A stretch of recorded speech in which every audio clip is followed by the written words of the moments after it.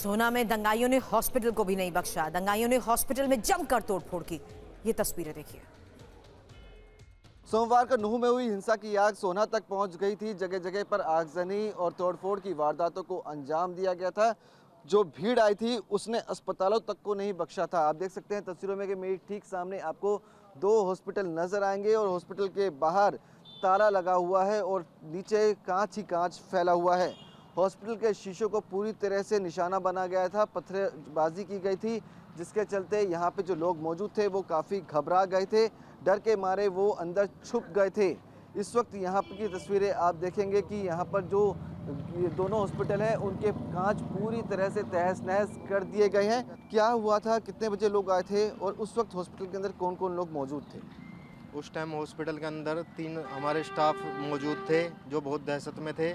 और जैसे हमें पता चला कि भाई नूह में इस तरह की वारदात चालू हो रही है, तो हमारे यहाँ पेशेंट तो कोई उस टाइम था नहीं। हमने 4 बजे के आसपास जो भी हमारे पेशेंट थे उनको यहाँ से डिस्चार्ज कर दिया था। और भीड़ भारी संख्या में थी, अंदाजन कम से कम 400 से 500 आदमी थे। और उन्होंने पूरी दहशत के साथ और पूरे उससे तोड़फोड़ चालू की है। 2.5 से 3 घंटे ये वारदात यहाँ पे कंटिन्यू चालू रही है। यानी कि जो भीड़ वारदात को अंजाम देने के लिए आई थी वो पूरी प्लानिंग के साथ आई थी और उन्हें पता था कि सीसीटीवी कैमरे कहाँ लगे हैं और सबसे पहले उन्होंने उसी को निशाना बनाया। और यहाँ पर बताया जा रहा है कि जो बिजली की तारें थी वो भी काट दी गई थी। फिलहाल यहाँ पर आरएएफ के जवानों को तैनात किया गया है, पैरामिलिट्री फोर्सेस के जवान भी मौके पर मौजूद हैं, हरियाणा पुलिस के जवान भी चप्पे चप्पे पर तैनात है। लेकिन जिस तरह से हिंसा के बाद की तस्वीरें सामने आ रही हैं वो बेहद ही हैरान और परेशान कर देने वाली है। अब सोना के नट कॉलोनी से लोग पलायन कर रहे हैं, अपना घर छोड़कर दूसरे इलाकों में जा रहे हैं। कई घरों में ताले लगे हुए हैं। ये रिपोर्ट भी देखिए। इस वक्त हम मौजूद है सोना की नट कॉलोनी में, जहां पर अभी भी हालात तनावपूर्ण है। घरों के बाहर ताले नजर आ रहे हैं। जब यहां पर हिंसा हुई थी उस वक्त यहां पर रहने वाले लोग अपने घरों को छोड़कर सुरक्षित जगहों पर चले गए थे। कुछ लोग लौट के आए हैं लेकिन कुछ लोग अभी भी लौटे नहीं हैं। उनके घरों के बाहर ताले लगे हुए नजर आ रहे हैं। आप ठीक सामने मेरे एक गेट देख रहे हैं जिसके ऊपर ताला लगा हुआ है और यहाँ के बताया जा रहा है परिवार वाले सुरक्षित जगहों पर चले गए हैं, तो कुछ लोग यहाँ पर लौटे भी हैं। परिवार में कौन कौन है आपके? परिवार में छोटे बच्चे हैं जी, 4 बच्चे छोटे और मम्मी पापा, मम्मी भाई बहन हैं। जब हिंसा हो रही थी तो आपके जहन में क्या चल रहा था? क्या चल रहा था कि मतलब सर ये जहन में ये चल रहा था कि अंदर तक माहौल जान बचाएं, कैसे बचाएं, इस तरीके से यहाँ से हम बच्चों को लेके सब निकल गए थे। इस टाइम बाईपास पे हंगामा हुआ था जी, उस टाइम हम यहाँ से चल चुके जी। तो आज लौटे हैं आप? जी अभी जस्ट अब के आगे खड़े हुए हैं, ताला लगा हुआ है घर पे। अभी बच्चे भी नहीं आए हैं, अभी हम ही आए हैं। अभी बच्चे आए नहीं हैं, अभी बच्चे को लेके आएंगे।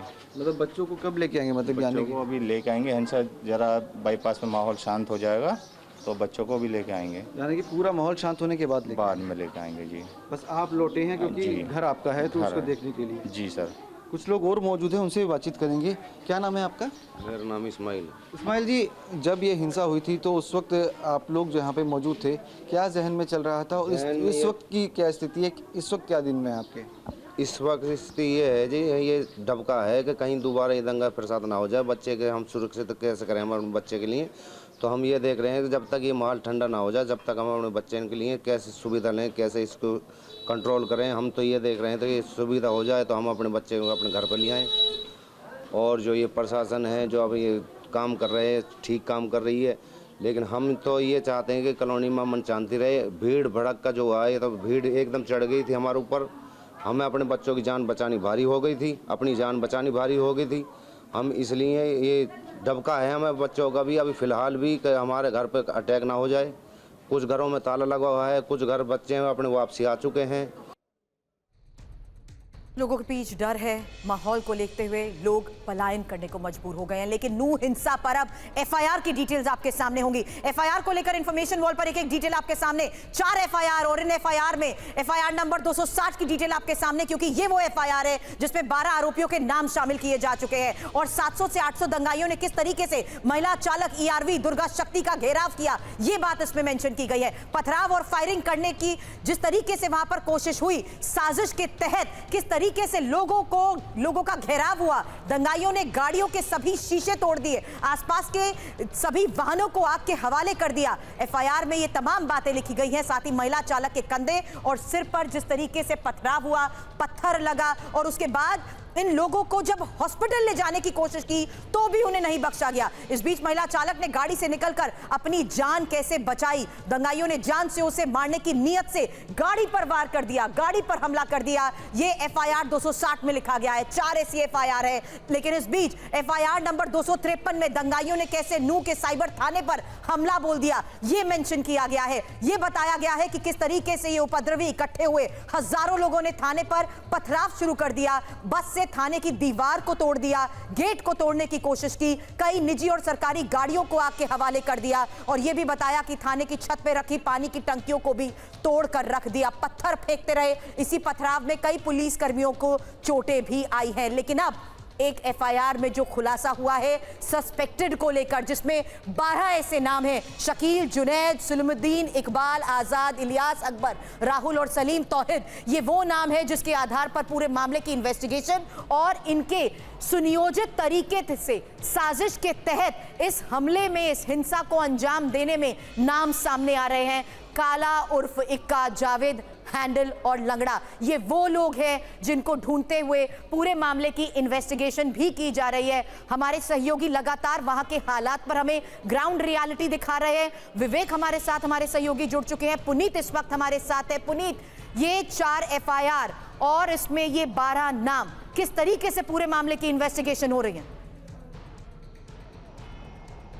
देखिए, हिंसा इतनी बड़ी थी कि इस पूरे मामले में नूह पुलिस ने 41 एफआईआर दर्ज की हैं, और इस पूरे मामले में जिस तरीके से एफआईआर नंबर 207, 252, 253, 259 और 260 खुलासा करती हैं कि हमला जो है वो सुनियोजित था। यानी कि एफआईआर में पुलिस ने इन्वेस्टिगेशन करने के बाद ये लिखा है कि जो बलवाई थे उन्होंने बाकायदा प्लान करके इस हिंसा को अंजाम दिया, और इसीलिए अब इन्वेस्टिगेशन के आधार पर 12 नामों का भी खुलासा किया है, जिसमें इकबाल नाम शामिल है, राहुल नाम शामिल है।